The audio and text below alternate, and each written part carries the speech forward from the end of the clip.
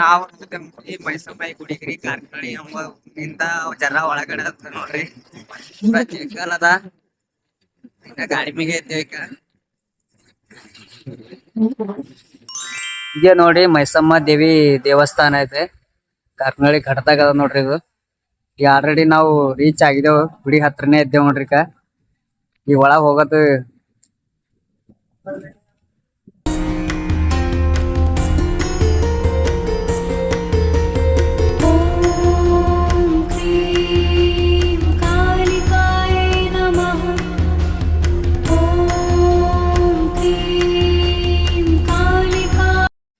ಅಂತೂ ಇಂತೂ ದೇವ್ರ ದರ್ಶನ ಅಂತೂ ಆಯ್ತು ನೋಡ್ರಿ. ನಾನು ನಮ್ಮ ದೋಸ್ತ್ ಹೊರಗಡೆ ಬಂದೇವ್ರಿ.